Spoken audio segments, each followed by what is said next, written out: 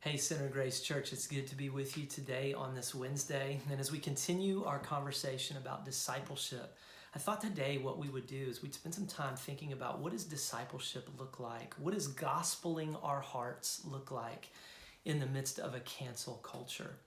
Now, undoubtedly, you've heard of the idea of a cancel culture. You see it pretty frequently online, whether it's on Facebook or Instagram or just in the news in this day and age. But have you ever thought about what it really is that we're doing when we cancel people? And one description of a cancel culture is that you withdraw support from either a person or from a company when they do something or say something that is objectionable, that you find offensive, right? And usually that manifests itself by withdrawing either financial support, or relationship with them, cutting off relationship ties with them, or sometimes even publicly shaming and no longer giving them a financial support. So in essence, you're basically working at, or we as a people are working at ruining people or ruining companies in essence because of things that they've done that are objectionable. And what's interesting about this is that people speak of it, I think, as if it's new, and it's not. I think that cancel culture is as old as sin itself. I mean, think back about how Adam, in one sense, tried to cancel Eve, or how Cain did work to cancel Abel in the garden right after sin had taken place, right? And on and on and on, that story gets told throughout history down to today. And now we just have a more convenient way of doing it because we can do it online. And I told you a few weeks ago that as I've been reading through the Gospel of Luke, I've been challenged by a number of things. And there's a story that we'll get to in a second that I think we see Jesus confronting this idea of a cancel culture. And we see how the gospel speaks to it. But before we do that, I just want to point out the fact that there are two things that I think a cancel culture demonstrates. One, it demonstrates that we all do have standards of righteousness, don't we? There is in our own minds a right and a wrong. Even though we might say that we live in this relativistic, tolerant culture, we really don't. There is a sense of right and wrong. And anytime, again, someone goes against the grain of what we believe or conceive to be right or wrong, we cancel them. And to be quite honest, let me just say that there are some things that are so objectionable, they need to be called out. There should be standards of righteousness. Now, the question, though, that we don't have time to dig into today necessarily is whose. But there are standards of righteousness. We all have them. And I think that this cancel culture proves that fact. But what it also proves is the second thing, that we are all desperate for a transformative kind of grace, aren't we? And this is where the gospel really comes to bear. Because imagine if you were defined by your worst mistake. Imagine if you were defined by that one event, that one comment, that one text, that one misstep, whatever. Imagine if that whole thing defined who you were. Because a cancel culture, that's exactly what happens. A person gets put into a particular box because of their worst mistakes. And basically what we say is that is what defines that person, and they never can get out of that box ever. There's nothing they can do. There's no truth. There's no hope. There's no grace that would ever be able to get them out or change them. That's just who they are. That leads us to this story in Luke chapter 7. Jesus is eating dinner over at a Pharisee's house. And the Pharisees lived, they promoted a cancel culture. But Jesus was eating over at this Pharisee's house in Luke chapter 7, and I referenced this a few weeks ago in a video. But as Jesus was there was this sinful woman, which basically just means she was a prostitute, that was there, and she was weeping in the presence of Jesus because she began to realize what she had done. She was being confronted with the reality of her sinfulness in the presence of this one who was so great and yet so kind.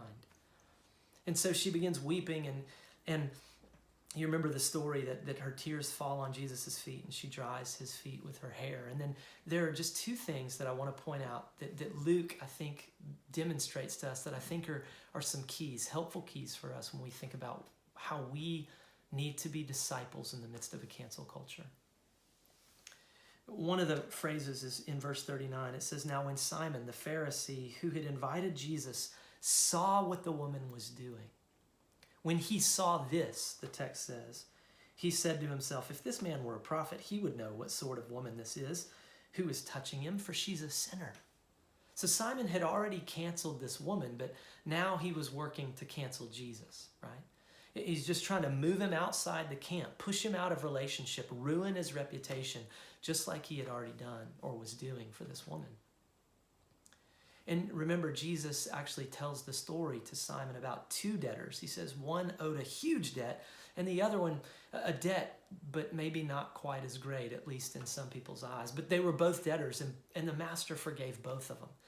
And Jesus said, "Which one do you suppose would love the master more?" And Simon said, "Well, the one who was forgiven the greater debt." And Jesus said, "Yeah." But then Jesus says something very important in verse 44. It says, "Then turning toward the woman," so this is after Jesus tells the story. He says, he turns toward the woman and he says, "Simon, do you see this woman?" Now that's different. In verse 39, Luke tells us that Simon said to himself, when he saw this, when he saw the woman's actions, when he had put her in that box and he thought about who she was and what she was doing and he just wouldn't let her out. But what Jesus did is he said, "Simon, do you see this woman?" Because all you see is her action. All you see is her worst mistakes. Think about the Bible for just a second, church.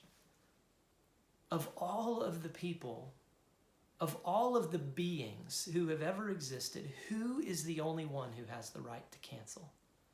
It would be God. And yet, who has God canceled? He has spent his life, literally, he gave his life to pursue sinners. That's what Jesus has done. Adam, he could have canceled him, but he didn't. He pursued him in his sin. He could have canceled Abraham, the liar, and the one who took matters into his own hands when he didn't believe God. But he didn't. He pursued him by his grace. He could have canceled David, but he didn't. He pursued him, and he extended grace, and he transformed David's heart so that he became a man after God's heart. He could have canceled Isaiah, the one of unclean lips, and yet he didn't. He could have canceled Jeremiah because Jeremiah got tired of doing ministry at one point, but he didn't. He called him back to faithfulness by his grace. He could have canceled Peter, all of the failures that Peter did, but he didn't. He called him back. He said, "Peter, follow me and feed my sheep, man. I love you, Peter." He could have canceled Paul for, killing people and pursuing Christians, but he didn't. He called him up and he called him out by his grace. And church, that is exactly what we need to be about. We need to be about not just confronting people in truth, but offering them the grace of transformed lives through the gospel. John 1:17 says that when Jesus came, he came full of grace and truth. Not one, but both. He didn't let people slide in their sin, but he also didn't lock them in a box and cancel them. That's the gospel. And we're desperate for that. We're desperate for that kind of good news. Listen to this quote. Walt Whitman, the great writer, once said, "God is a mean-spirited, pugnacious bully built on revenge against his children for failing to live up to his impossible standards." Can I just tell you that's a lie? Walt Whitman is a liar. He's never read the Bible, evidently. He's never read the gospel. He's never fully understood this story, because that is not a description of God. It's a description of us as human beings. We are the ones who are mean-spirited, pugnacious bullies bent on revenge against people who don't live up to our standards, but not God. And Paul said in 2 Corinthians 5 that God, the Father, he made Jesus, who knew no sin, to become sin for us, so that in him, we, the sinful, we might become the righteousness of God. That's the grace and truth of the Bible. That's the grace and truth of the gospel. And Paul says that because of that, in verse 20 of 2 Corinthians 5, he says that's what we need to be ambassadors of. That's what we need to be telling other people in church. Our culture's desperate for that today. So what should we do? How do we live into discipleship in the midst of a cancel culture? I think first and foremost, we need to think about the standards that we don't measure up to. whether they're God's or even our own. We don't even measure up to our own standards. And then where are you going to look for grace? A grace that not only forgives, but a grace that transforms. Because see, God's grace invites us as we are, but it doesn't leave us there. It changes us. That's the story of every person's life who has ever really come into contact with the good news of who God is for us in Jesus. And then beyond that, how can we move out? Are there people that we are around that have been canceled, or that we've thought about canceling, or that we've tried canceling, that we need to pursue and that we need to tell about the gospel? Are there people that we need to challenge who are maybe even within the church itself, who are trying to cancel others, that we need to speak to them and say, man, there's no place for a cancel culture within the church. Grace and truth. Not one, but both. That's the gospel. Church, I'm so glad that that's the gospel. I need that. That is the good news that we're all desperate for. And we need to tell ourselves and we need to tell other people about it as frequently as we possibly can. That's how we live into discipleship in the midst of a cancel culture, is we tell ourselves the gospel and we seek to live it and tell it out to other people. We love you guys, church. We look forward to seeing you again this weekend.